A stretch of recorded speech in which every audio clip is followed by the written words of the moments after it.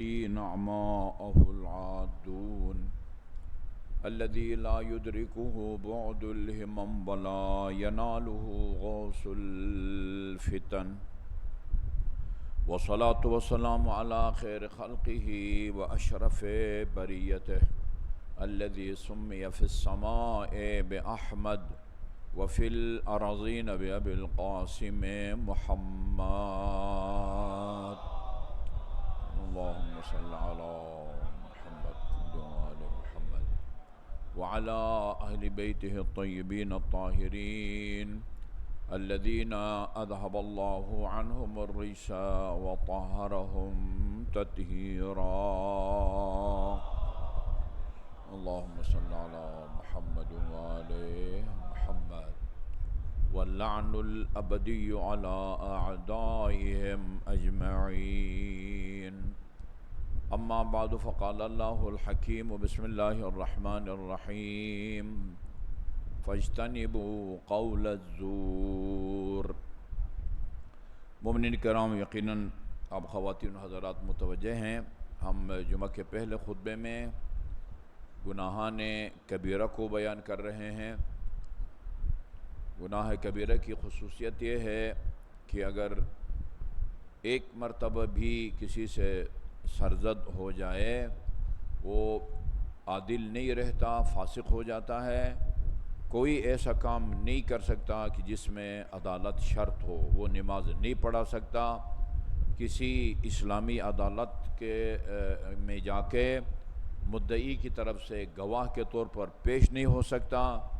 خدا نخواستہ اگر کوئی شخص اپنی بیوی کو طلاق دینا چاہے کہ جس میں موقع پر 2 عادل گواہوں کی موجودگی ضروری ہوتی ہے، یہ گناہ کبیرے کا مرتکب بندہ طلاق کا گواہ نہیں بن سکتا۔ اگر کسی گناہ کبیرہ کے مرتکب آدمی کے سامنے صیغہ طلاق جاری ہیں، دونوں گناہ کبیرہ کے مرتکب ہوں، یا ایک عادل ہو لیکن دوسرا گناہ کبیرہ کا مرتکب ہوتا ہو، وہ طلاق صحیح نہیں ہے۔ عالم دین بڑی اچھی قرات کے ساتھ بھی کہے زوجۃ موکلی طالق، یہ طلاق صحیح نہیں ہوگی۔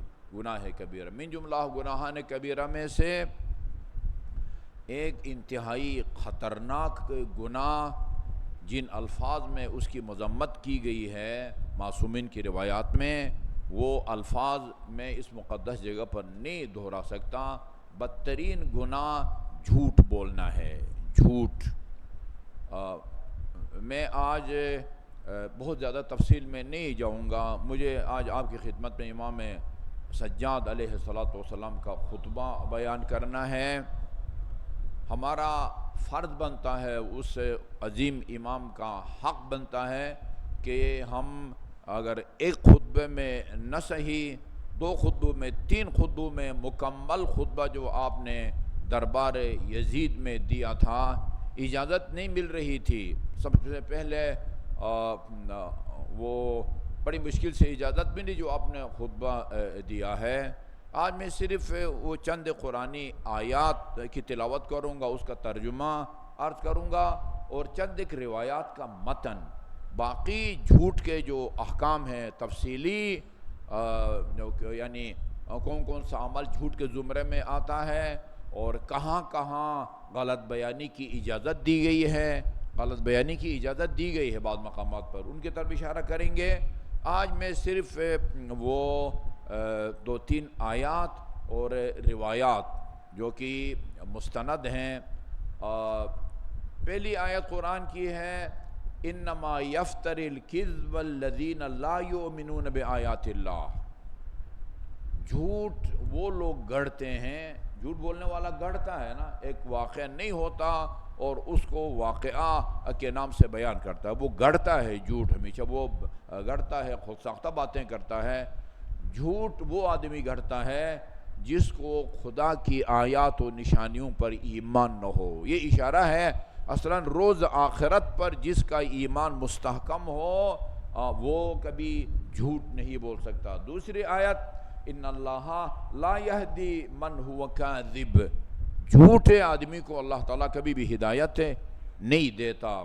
تیسری آیت بڑی مشہور ہے، فَلْنَجْعَلْ لَعْنَتَ اللَّهِ عَلَى الْكَاذِبِينَ، یعنی فَلْنَجْعَلْ لَعْنَتَ اللَّهِ عَلَى الْكَاذِبِينَ، اس کا ترجمہ بنتا ہے ہمیں چاہیے کہ یعنی اللہ کی لعنت کو جھوٹوں کے اوپر جو ہے نا وہ قرار دیں. ہم یہ کہیں کہ اللہ کی طرف سے جھوٹوں پر لعنت ہے، مطلب یہ ہے ہماری یہ ذمہ داری بنتی ہے کہ یہ کہیں کہ جھوٹوں پر اللہ تعالیٰ کی لعنت ہے. یہ تیسری آیت، چوتھی آیت بلکہ، وَأَن لَعْنَتَ اللَّهِ عَلَيْهِ إِن كَانَ مِنَ الْكَاذِبِينَ. اب کسی کی طرف اشارہ ہے، وہ اگر جھوٹوں میں سے ہے تو اس پر خدا کی لعنت ہے. قرآن کی کئی آیات میں اللہ تعالیٰ نے جھوٹے آدمی پر لعنت بھیجی ہے. روایات کا جہاں تعلق ہے، علیکم السلام، رسول اکرم صلی اللہ علیہ وسلم نے فرمایا ہے، الا اخبرکم باکبر الکبائر. عجیب بات ہے، یہ جو گناہان کبیرہ ہے جن کی فہرست ہے، میں ابھی آیت اللہ سیستانی کی فقہ کی مفصل کتاب منہاج الصالحین کی پہلی جلد سے بیان کر رہا ہوں. ان کے علاوہ بھی باقی جن کتابوں میں یا روایات میں گناہان کبیرہ کو بیان کیا ہے، گناہ کبیرہ اگر 70 ہیں، 17 ہیں، 60 ہیں، سب کی سنگینی برابر نہیں ہے. سب کی سنگینی برابر نہیں ہے، سب کی قباحت و برائی برابر نہیں ہے. بعض کی سنگینی زیادہ ہے اور بعض کی سنگینی نسبتاً کم ہے. اکبر الکبائر یعنی گناہان کبیرہ میں سب سے بڑا گناہ الشرک باللہ ہے. کسی کو خدا کا شریک قرار دینا ہے، عبادت میں شریک قرار دینا، ربوبیت میں شریک قرار دینا، خدا کے علاوہ کسی اور کو معبود ماننا، کسی اور کی عبادت کرنا، خدا کے علاوہ کسی اور کو اپنا رب ماننا. الحمدللہ رب العالمین. وہ ایک رب کا معنی مالک ہے. مالک، آپ نے جو کپڑے پہن رکھے ہیں آپ اس کے مالک ہیں، آپ اس کے رب ہیں. آپ کے موبائل میں جو رقم، آپ کی جیب میں جو رقم ہے اس کے آپ رب ہیں. خود موبائل کے، اپنی گاڑی کے، اپنے مکان کے، اپنے پلاٹ، اس کے آپ مالک ہیں، اس کو بھی رب کہا گیا ہے. لیکن جس معنی میں اللہ کے علاوہ کسی اور کو ہم رب نہیں کہہ سکتے، اس کا مطلب جلدی عرض کر دوں، اس دنیا میں بہت ساری چیزیں ترقی کرتی ہیں. ایک عام پتھر وہ پڑا رہے، وہ پانی میں پڑا رہے، جہاں مرضی پڑا رہے، اس میں نشو و نما نہیں ہوگی. وہ عام پتھر ہے تو ترقی کر کے فیروزہ میں تبدیل نہیں ہوگا، عقیق میں جو ہے نا وہ تبدیل نہیں ہوگا، سونے چاندی میں. یا عام دھات ہے تو وہ عام دھات رہے گا، وہ ترقی کر کے چاندی بن جائے، پھر ترقی کر کے وہ سونا بن جائے، ایسا نہیں ہے. کچھ چیزوں میں ترقی کی صلاحیت موجود ہے.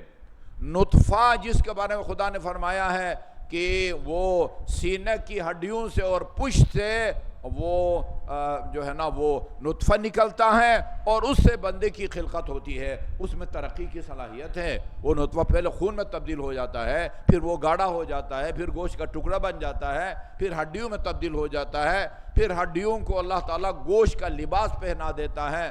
ثم انشأناہ خلقا آخر، پھر ہم اس کو دوسری مخلوق بنا دیتے ہیں. یہ اشارہ ہے کہ اس کے اندر پھر ہم روح داخل کرتے ہیں، یا اندر بنتی ہے روح یا باہر سے داخل ہوتی ہے. اس بحث میں جانے کی ہمیں ضرورت نہیں ہے. اس میں ترقی کی صلاحیت، نطفے میں ترقی کی صلاحیت موجود ہے. کھجور کا دانہ، اخروٹ کا دانہ، بادام کا دانہ، گندم کا دانہ، اس میں ترقی کی صلاحیت ہے. اپنے مناسب موسم میں اس کو بو دیں، زمین میں دبا دیں، پانی دیں، اس کو حرارت ملتی رہے، وہ ایک تناور درخت بن جاتا ہے. جو ترقی پذیر یعنی چیزیں ہیں، ان میں ترقی اور کمال کی حد تک پہنچانے کی جو صلاحیت اس میں رکھتا ہے، اس کو رب کہتے ہیں. یہ نطفے کو خون میں تبدیل ہونے اور اگرے مراحل سے گزر کے ایک انسان کامل بننے کی صلاحیت نطفے میں وہ محمد اور علی اور فاطمہ اور حسن اور حسین نے نہیں رکھی، وہ صلاحیت اللہ تعالیٰ نے رکھی ہے. گٹھلی میں وہ زمین کا سینہ وہ چیر کے اور تناور درخت بننے کی صلاحیت اللہ تعالیٰ نے رکھی ہے. لہذا اللہ تعالیٰ اس معنی میں اللہ رب ہے، اس کے علاوہ کسی اور کو ہم رب نہیں کہہ سکتے. خالق صرف اللہ ہے. اس لیے امام جعفر صادق علیہ السلام نے اللہم صلی علی محمد و آل محمد اپنی انگوٹھی پر جو لکھا تھا، ہم بھی اپنی انگوٹھی پر لکھتے ہیں اللہ محمد علی انا الحق علی ولی اللہ لکھتے ہیں، امام کی انگوٹھی پر لکھا ہوا تھا اللہ خالق کل شیء، ہر شیء کا خالق اللہ تعالیٰ ہے۔ نقش وہ جعفر مرتضیٰ آملی لبنان کے ایک عالم دین تھے، دیکھیں کتنے بازوق آدمی تھے، ان کی کتاب ہے نقش خواتم الائمت الانبیاء والائمہ، انہوں نے ایک کتاب لکھی ہے پورا انبیاء علیہم السلام کس کس نبی کی انگوٹھی پر کیا لکھا ہوا تھا اور کس کس امام کی انگوٹھی پر کیا لکھا ہوا تھا۔ امیر المومنین کو ظاہری خلافت ملنے سے پہلے آپ کی انگوٹھی پر کیا لکھا ہوا تھا، ظاہری خلافت کے بعد کیا لکھا ہوا تھا، انہوں نے کتاب لکھی ہے، بڑی قیمتی کتاب ہے۔ انہوں نے لکھا ہے صادق آل محمد نے اپنی انگوٹھی پر لکھ رکھا تھا اللہ خالق کل شیء، یہ خالق اللہ ہے، رازق اللہ ہے، مدبر کائنات وہ اللہ تعالیٰ ہے۔ بلکہ ہمارے عقیدے کے مطابق خدا کے لیے ہاتھ پیر کا قائل ہونا، خدا کے لیے آنے جانے کا قائل ہونا، خدا کے لیے وزن کا قائل ہونا، یہ بھی توحید کے خلاف ہے ہمارے نزدیک، یہ بھی شرک کے زمرے میں آتا ہے کہ آپ کہیں کہ اللہ تعالیٰ ہماری طرح جو چلتا پھرتا ہے، ہماری طرح ہنستا ہے، ہماری طرح وہ متاثر ہوتا ہے حالات سے، یہ بھی توحید کے خلاف ہے۔ الشرک باللہ، اور دوسرا حقوق الوالدین، آق والدین ہونا، یہ بھی من جملہ گناہان کبیرہ میں سے ہے۔ اس کے بعد تیسرے نمبر فرمایا وقول الزور، جھوٹ بولنا، فاجتنبوا قول الزور، غلط بیانی سے پرہیز کرو، جھوٹ مت بولو۔ یہ ایک روایت۔ دوسری روایت جعلت الخبائث كلها فی بیت واحد، دنیا کی تمام کے تمام خبائث، بری باتوں کو، ناپسندیدہ باتوں کو ایک کمرے میں رکھ کر بند کر دیا گیا ہے اور تالا لگا دیا گیا ہے، اور اس تالا کی کنجی یا چابی جھوٹ ہے۔ نہ معلوم، مشہور ہے ایک جھوٹ کے لیے جو ہے نا وہ کئی جھوٹ بولنے پڑتے ہیں، بہت سارے گناہوں کا سبب بنتا ہے، کبھی قتل کا سبب بنتا ہے، کبھی چوری کا سبب بنتا ہے۔ جی جعلت الخبائث كلها فی بیت واحد، تمام برائیوں کو ایک کمرے میں بند کر دیا گیا یا رکھ دیا گیا ہے۔ وجعل مفتاحها الکذب، اور جھوٹ کو وہ اس بند کمرے کے تالا کی چابی بنا دیا گیا ہے جس کے اندر تمام برائیوں کو رکھا گیا ہے۔ یہ مستدرک الوسائل کی روایت ہے۔ تیسری روایت ان المؤمن اذا کذب بغیر عذر لعنه 70,000 ملک، جب ایک مومن بغیر کسی مجبوری کے، یعنی اس صورت کے علاوہ جہاں جھوٹ بولنے کی اجازت دی گئی ہے، میں جلدی بریکٹ میں بتا دوں کہ کہاں جھوٹ بولنے کی اجازت دی گئی ہے، جہاں دو آدمی کے تعلقات صحیح نہ ہو، کشیدگی ہو، دو مومنین میں، بہن بھائی میں، ماں باپ میں، یا دو بھائیوں میں، دو بہنوں میں، ان کو صلح کرانے کی خاطر سفید جھوٹ بولنے کی اجازت دی گئی ہے۔ یہ ایک طرح کا عذر ہے، یعنی جہاں جھوٹ بولنے کی اجازت دی گئی ہے ان مقامات کے علاوہ اگر کہیں انسان جھوٹ بولتا ہے بغیر کسی عذر کے، اللہ کی طرف سے 70,000 فرشتے، ایک یا دو بندے نہیں، 70,000 فرشتے بغیر کسی جواز کے جھوٹ بولنے والا آدمی پر لعنت بھیجتے ہیں۔ وَخَرَجَ مِنْ قَلْبِهِ نَتَنْ حَتَّى يَبْلُغَ الْعَرْشِ، اور اس کے دل سے ایک بدبو اٹھتی ہے اور وہ جو ہے نا وہ عرش تک ہوتی ہے۔ وَكُتِبَ عَلَيْهِ بِتِلْكَ الْكِذْبَةِ، آگے اس جھوٹ کی وجہ سے 70 بدکاریوں کا گناہ اس کے نامہ اعمال میں لکھ دیا جاتا ہے۔ 70 بدکاریوں کا گناہ اس کے نامہ اعمال میں لکھ دیا جاتا ہے۔ میرے خیال میں اسی پر اکتفا کرتا ہوں، اس کے تفصیلی احکام بعد میں بیان کروں گا۔ روایات میں بھی جھوٹے آدمی پر لعنت کی گئی ہے، اور قرآنی آیات میں بھی جھوٹے آدمی پر لعنت کی گئی ہے، اور لعنت کا مطلب ہوتا ہے کہ خدا کی رحمت سے بندہ دور ہو جاتا ہے جھوٹ کے نتیجے میں۔ اعوذ باللہ من الشیطان الرجیم، بسم اللہ الرحمن الرحیم۔ والعصر ان الانسان لفی خسر الا الذین آمنوا وعملوا الصالحات وتواصوا بالحق وتواصوا بالصبر۔ درباری جو مولوی تھا وہ منبر پر گیا دربار یزید میں، اور وہاں شامیوں کے معمول کے مطابق امیر المومنین علیہ السلام کی شان میں گستاخی کی، نواسۂ پیغمبر کی شان میں بھی گستاخی کی۔ اس کے بعد سید سجاد علیہ السلام نے اس خطیب سے مخاطب ہو کے فرمایا ویلک، افسوس کا مقام ہے، ایھا الخاطب، خطیب بہت افسوس کا مقام ہے، اشتریت مرضات المخلوق بسخط الخالق، تم نے خدا کی مخلوق کو راضی کرنے کی خاطر اپنے رب کو ناراض کیا۔ خدا کی مخلوق، یہ بدترین مخلوق یعنی یزید کی خوشامدی کے لیے تم نے اللہ تعالیٰ کو ناراض کیا۔ فَتَبَوَّأْ مَقْعَدُكَ فِي النَّارِ، جرأت دیکھیں، جرأت جی، یہ تو منظر آپ کے سامنے ہے نا، ہاتھوں میں ہتھکڑیاں ہیں، گلے میں توق ہیں، پاؤں میں وزڑی بیڑیاں ہیں، کوئی بظاہر ناصر و مددگار اور دفاع کرنے والا نہیں ہے۔ خود اجازت کا ملنا یہ ایک معجزے سے کم نہیں ہے۔ اس خطیب سے کہا کہ تیرا ٹھکانہ جہنم ہے، اس لیے کہ تو نے ایک مخلوق کو، خدا کی ایک ادنا ذلیل مخلوق کو راضی کرنے کی خاطر تم نے خدا کو ناراض کیا ہے۔ اس کے بعد پھر کہا کہ مجھے بھی کہ اجازت اگر مل جائے میں بھی چند جملے بولوں کہ جس سے خدا راضی ہو، اس سامعین کا بھی کوئی فائدہ ہو، ان کو بھی کوئی اجر ملے۔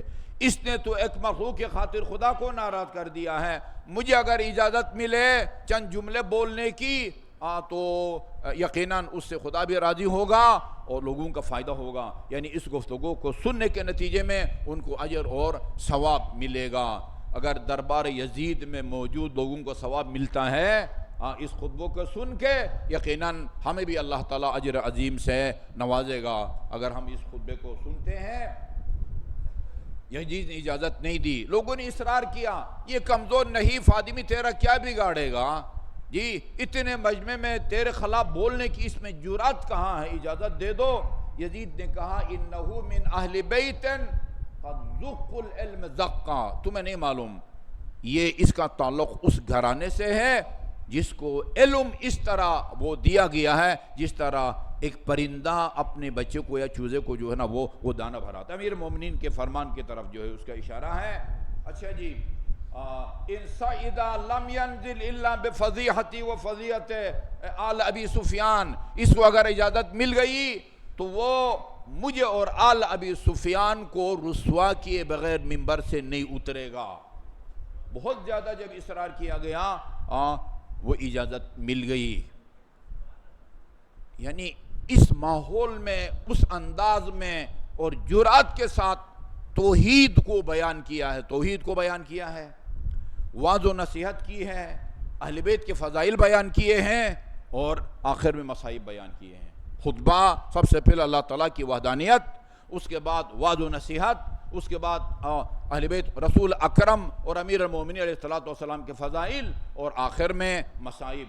الحمدللہ الذی لا بدایۃ لہ، تمام تعریفیں اس خدا کے لیے ہے جس کی کوئی ابتدا نہیں ہے، اس کو ازلی کہتے ہیں، لم یزل، لم یزل، اللہ ہمیشہ سے ہے۔ تمام تعریفیں، غور سے سنیے گا امام کے الفاظ کو، لا بدایۃ لہ، جس کی کوئی ابتدا نہیں ہے، جس کا کوئی آغاز نہیں ہے، الدائم الذی لا نفاد لہ، اور وہ یہ دائمی ذات ہے جس کا کوئی اختتام نہیں ہے، یعنی وہ ابدی ہے، ابدی ازلی ہے، یعنی اس کی کوئی ابتدا نہیں ہے، اور ابدی ہے یعنی اس کا جو ہے نا وہ کوئی اختتام نہیں ہے، اس کے لیے کوئی آخر نہیں ہے۔ اور ایک عربی کا ایک لفظ ہے سرمدی، اس کا مطلب ہوتا ہے وہ جس کی نہ کوئی ابتدا ہے نہ کوئی انتہا ہے۔ ازلی صرف ایک معنی آپ کو بتاتا ہے، یعنی اس کی کوئی ابتدا نہیں ہے۔ ابدی ایک معنی آپ کو بتاتا ہے، یعنی اس کی کوئی انتہا نہیں ہے۔ سرمدی بیک وقت دو معنی آپ کو بتاتا ہے۔ سرمدی جس کی نہ کوئی ابتدا ہے نہ کوئی انتہا ہے۔ والاول الذی لا اول لاولیتہ، جی اس کائنات میں جو اول ہے نا ان کی اولیت کا آغاز ہے، خدا کی اولیت کا کوئی آغاز ہی نہیں ہے۔ نہج البلاغہ کئی جملوں میں آپ کو یہ مفہوم ملے گا جو پوتا بیان کر رہا ہے۔ والآخر الذی لا آخر لآخرتہ، یہ وہ آخر ہے کہ جس کے وہ آخر کی کوئی انتہا نہیں ہے۔ والباقی بعد فناء الخلق، وہ ذات ہے خدا کی تمام مخلوق فنا ہو جائے گی مگر اس کی ذات باقی رہے گی، اس کی ذات جو ہے نا وہ فنا پذیر نہیں ہے۔ قدر اللیالی والایام، اس نے دنوں کو راتوں کو مقدر فرمایا ہے۔ وقسم بینہم الاقسام، اور لوگوں میں اپنی اپنی قسمت کے مطابق رزق و روزی کو اللہ تعالیٰ نے تقسیم کیا ہے۔ فتبارک اللہ الملک العلام، بابرکت ہے وہ ذات جو علام بھی ہے، ہر چیز کا علم بھی رکھتا ہے، اور تمام کائنات کی سلطنت اور حکومت اس کے ہاتھ میں ہے۔ یہ اللہ تعالیٰ کی حمد و ثنا ہے انتہائی اختصار کے ساتھ۔ ایھا الناس احذرکم الدنیا وما فیہا، دنیا اور دنیا کی ان نعمتوں اور یہ جو ہے نا چمک دمک سے میں تمہیں ڈرا رہا ہوں۔ ڈرو ہاں دنیا سے اور دنیا کی چمک دمک سے، وما فیہا، اور جو کچھ اس میں ہے۔ فإنہ دار زوال، یہ آخر کار زائل ہونے والا گھر ہے، یہ ہمیشہ رہنے والا گھر نہیں ہے۔ وَهِيَ قَدْ أَفْنَتِ الْقُرُونَ الْمَاضِيَةَ، اس دنیا نے وہ بڑے بڑے لوگوں کو صدیاں پہلے بسنے والوں کا خاتمہ کر دیا ہے۔ اس دنیا نے، یہ دنیا کسی کے ساتھ وفا نہیں کرتی۔ وَهُمْ كَانُوا أَكْثَرَ مِنْكُمْ مَالًا وَأَطْوَلَ أَعْمَارًا، اور جن لوگوں کو فنا تک پہنچایا دنیا نے، وہ ان کے پاس مال و دنیا بھی تم سے زیادہ تھا جی، اور ان کی عمریں بھی تم سے زیادہ تھی۔ ہزاروں سال، خود حضرت نوح 9.5 سال انہوں نے زندگی کی، لیکن آخر کار وہ اس دنیا سے رخصت ہو گئے۔ وَقَدْ أَكَلَ التُّرَابُ جُسُومَهُمْ، مٹی ان کے جسموں کو کھا گئی قبروں کے اندر۔ وَغَيَّرَ أَحْوَالَهُمْ، اور ان کی حالت تبدیل ہو گئی۔ أَفَتَطْمَعُونَ بَعْدَهُمْ، ان لوگوں کے بعد عبرت حاصل نہیں کرتے، سبق حاصل نہیں کرتے؟ ان لوگوں کے جو تمہارے لیے مقام عبرت ہیں، تم اس دنیا کے معاملے میں لالچ و طمع رکھتے ہو۔ ہیہات ہیہات فلا بد باللحوق والملتقى، ایسا نہیں ہو سکتا کہ تم اس دنیا میں ہمیشہ رہو، تم نے ہر حالت میں اللہ تعالیٰ کی بارگاہ میں جانا ہی ہے۔ فتدبروا ما مضى من عمرکم، جو زندگی گزار چکے ہو اس کے بارے میں تدبر کرو، سوچو۔ وما بقیہ، اور جو زندگی کے چند سال باقی ہیں ان کے بارے میں بھی سوچو۔ یہ سوچو کہ ماضی میں میں نے کیا کچھ کیا ہے، اور یہ بھی سوچو کہ میں نے مستقبل میں آنے والے زمانے میں کیا کرنا ہے۔ فَافْعَلُوا فِيهِ مَا سَوْفَ يَلْتَقِي عَلَيْكُمْ بِالْأَعْمَالِ الصَّالِحَةِ فَافْعَلُوا فِيهِ مَا سَوْفَ يَلْتَقِي عَلَيْكُمْ، جی اس دنیا میں وہ کام کرو اعمال صالحہ کہ جن کا تمہیں سامنا کرنا پڑے گا۔ فَمَنْ يَعْمَلْ مِثْقَالَ ذَرَّةٍ خَيْرًا يَرَهُ وَمَنْ يَعْمَلْ مِثْقَالَ ذَرَّةٍ شَرًّا يَرَهُ کی طرف قبل انقضاء الاجل، قبل اس کے کہ یہ موقع تمہارے ہاتھ سے نکل جائے۔ وَفُرُوغَ الْعَمَلِ فَعَنْ قَرِيبٍ تُؤْخَذُونَ مِنَ الْقُصُورِ إِلَى الْقُبُورِ، میں سمجھتا ہوں سیدھا اور براہ راست یزید کو ٹارگٹ بنایا ہے۔ دیکھو یاد رکھو، ان محلات سے منتقل ہو کے تم نے قبروں میں جانا ہے۔ جی فرمایا کہ تُؤْخَذُونَ مِنَ الْقُصُورِ، ان قصر، ان محلات سے تمہیں پکڑ کے قبروں کے حوالہ کر دیا جائے گا۔ وَبِأَفْعَالِكُمْ تُحَاسَبُونَ، اور تمہارے اعمال کا محاسبہ اور مواخذہ ہوگا۔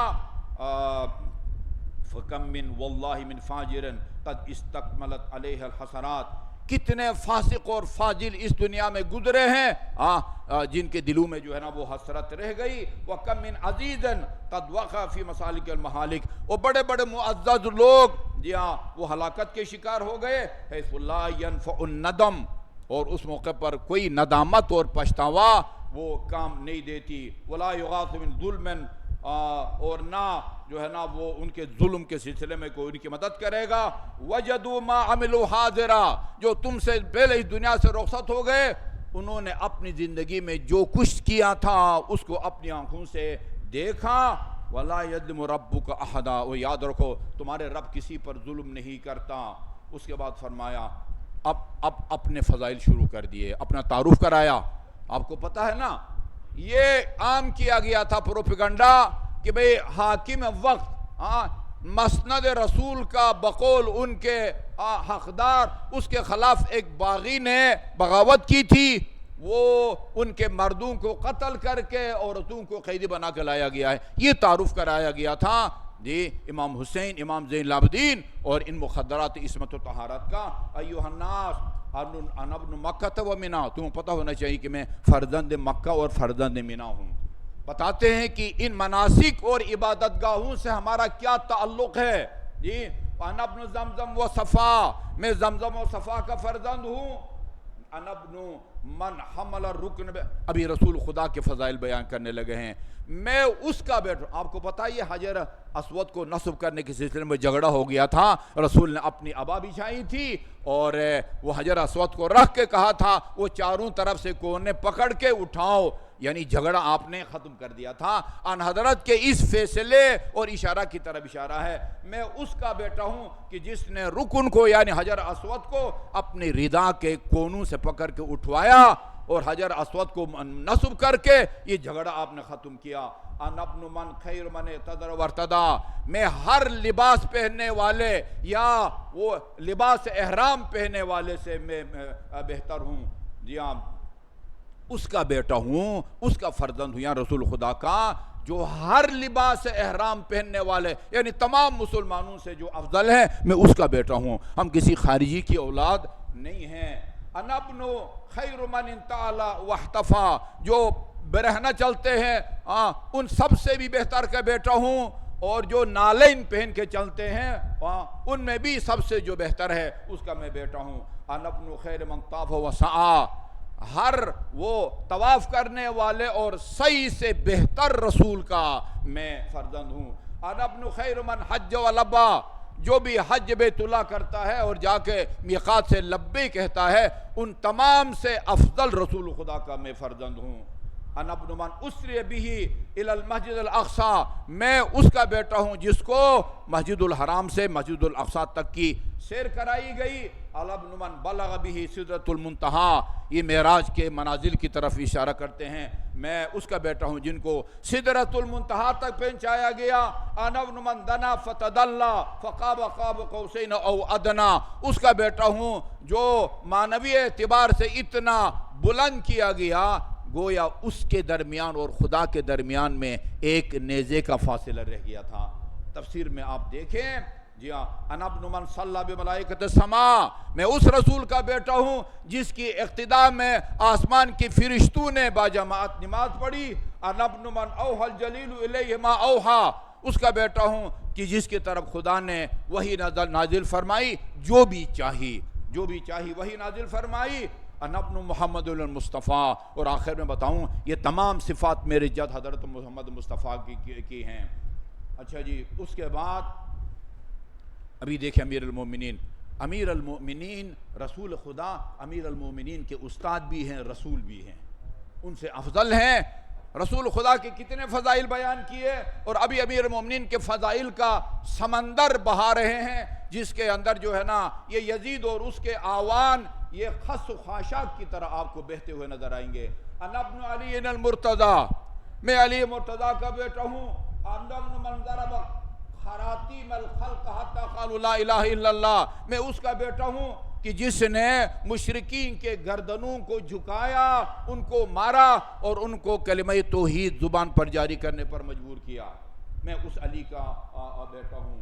انا ابن من ضرب بین یدی رسول اللہ بسیفین، اس علی کا بیٹا ہوں جو رسول خدا کے ساتھ ان کے رکاب میں، ان کی معیت میں دو تلواروں سے لڑا کرتے تھے، اس کا بیٹا وطعن برحین، دو نیزے ہاتھ میں دیکھ لڑا کرتے تھے۔ حاجر الہجرتین، 2 دفعہ ہجرت کی، 2 دفعہ بیعت کی۔ قاتل بدر و حنین، حنین اور بدر کے مشرکین کے قاتل کا میں بیٹا ہوں۔ وَلَمْ يَكْفُرْ بِاللَّهِ طَرْفَةَ عَيْن، خدا جانے یہ کس کی طرف اشارہ ہے، اس کا بیٹا ہوں جس نے پلک جھپکنے کے برابر بھی خدا کا انکار نہیں کیا، میں اس علی کا بیٹا ہوں۔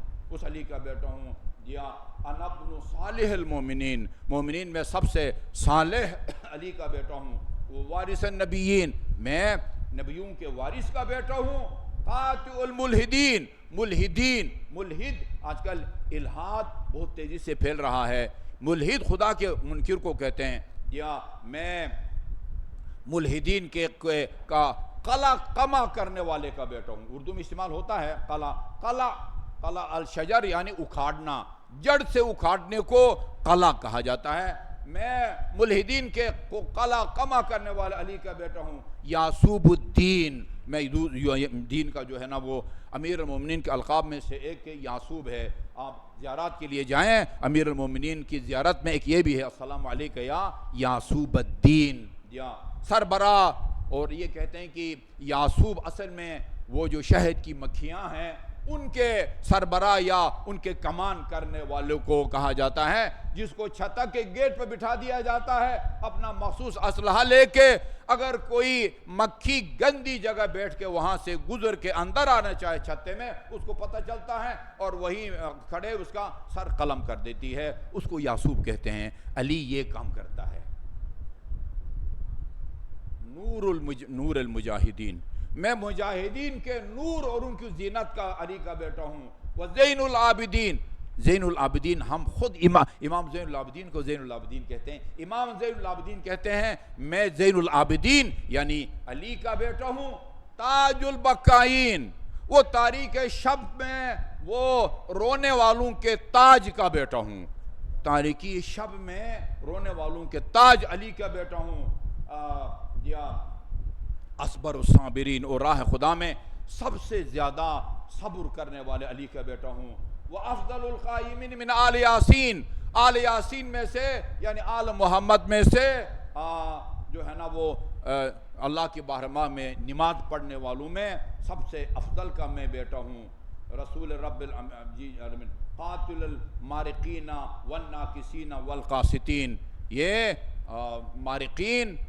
مارقین وہ نہروان والوں کو کہا جاتا ہے، ناکسین جمل والوں کو کہا جاتا ہے، اور قاصدین وہ صفین والوں کو کہا جاتا ہے۔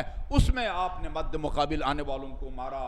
والمجاہد اعداءہ الناصبین، اور اپنے ناصبی دشمنوں کے مقابلے میں جہاد کرنے والا علی کا بیٹا ہوں۔ افخر من مشا من قریش میں سے جو بھی روئی زمین پر چلتا ہے ان میں سب سے زیادہ قابل فخر علی کا بیٹا ہوں۔ اول من اجاب واستجاب للہ ولرسول من المؤمنین، سب سے پہلے جس نے رسول کی دعوت پر لبیک کہا میں اس علی کا بیٹا ہوں۔ جی مولانا کوثر نیازی کی ایک تقریر ہے، اس میں وہ ایک بحث ہو رہی ہے اور خطبہ خطاب کرتے ہیں سب سے پہلا کون اسلام لایا، ان کا ایک جملہ ہے علی پہلے مسلمان نہیں ہیں، علی پہلے ہی مسلمان تھے، جملہ ان کا یہ ہے۔ اور مولانا ذیشان حیدر جوادی رحمۃ اللہ علیہ وہ کہتے ہیں علی ایمان نہیں لائے، علی ایمان لے کے آئے، اسلام نہیں لائے، علی اسلام لے کے آئے۔ اور اس کی دلیل ولادت کے فوراً بعد سورہ مومنین کی تلاوت کی ہے امیر المومنین نے، قد افلح المومنون الذین هم فی صلاتہم خاشعون، یہاں تک کہ والذین هم علی صلواتہم یحافظون اولئک هم الوارثون الذین یرثون الفردوس هم فیہا خالدون۔ یہ خانہ کعبہ میں شکم مادر سے ان قرآنی آیات میں موجود احکام کو لے کے آئے ہیں۔ قاسم المعتدین، وہ متجاوزین کے کمر توڑنے والے کا میں بیٹا ہوں، متجاوز جو جارحیت کرتے ہیں ان کی کمر توڑنے والے کا بیٹا ہوں۔ مبید المشرکین، اور مشرکین کو نیست اور نابود کرنے والے کا میں بیٹا ہوں۔ سہم من مرام اللہ علی المنافقین، اور منافقین کے اوپر چلنے والے اللہ کے تیروں میں سے ایک تیر یعنی علی کا بیٹا ہوں۔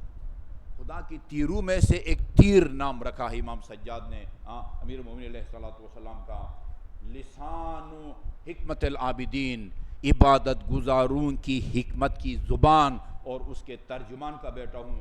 ناصر الدین اللہ، اللہ کے دین کے بہترین مددگار کا بیٹا ہوں۔ ولی امر کا میں بیٹا ہوں۔